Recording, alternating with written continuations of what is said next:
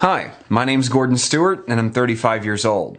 And for the last 13 years, I've been trading commodities at a prestigious hedge fund located in Greenwich, Connecticut. My employers are very competitive, and naturally, they wanted to outdo every other hedge fund in their league. They wanted to be the best, number one.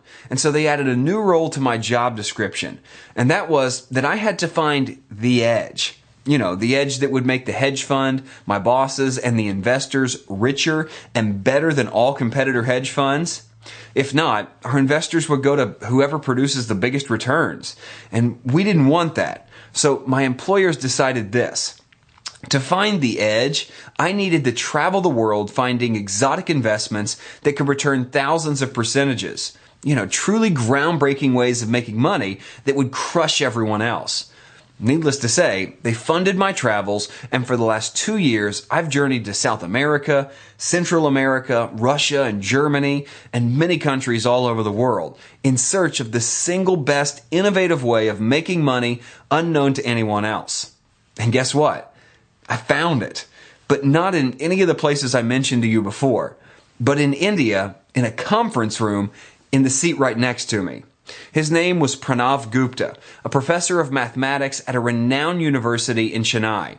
He was 45 years old, quiet and unassuming, but his piercing eyes gave away his deep intelligence.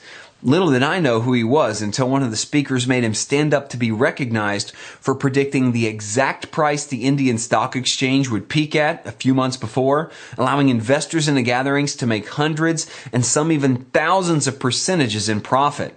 I mean, they owed their wealth to this man's superior mathematic abilities, but he wasn't one for the spotlight. In fact, he was very humble in his acceptance. He sat down quickly and he waved away the cameraman who had suddenly focused in on him. Afterward, I struck up a conversation with him and I told him about my background as a commodities trader. Of course, as the conversation progressed, I realized that this man was a trading genius as well. Excited and with just a few quick messages back and forth to my bosses in Connecticut, I offered him $1 million signing bonus to become a consultant with my hedge fund. His response to that was, "Mr. Stewart, do you play chess?" I was baffled with his response. I said, "Sure I do."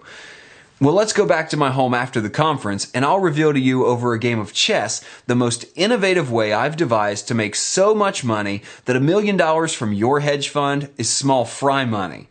I felt slighted by that, but I was intrigued as well. I wondered to myself, what does this man know? And in 40 minutes, I would find out. We got to his home and started playing chess. And of course, he was beating me, and in a fit of laughter, he said this, "Mr. Stewart, I want you to see this." He pulled out his iPad Air and he logged into a binary trading account. And my eyes bugged out. Pranav had over $3 million sitting in there. "I use my math skills to make this kind of money," he said. "As a matter of fact, it's easy. Probably easier than what you do at the hedge fund." Looking around his house, he lived like a monk. Drab furniture, an old fridge, boring paintings. Yet this man was a multi-millionaire. As you can tell, Mr. Stewart, I'm not a flashy guy. I don't have a fancy car or a fancy home, and nothing in it's fancy either. All this money goes to helping the poor children of India and their parents.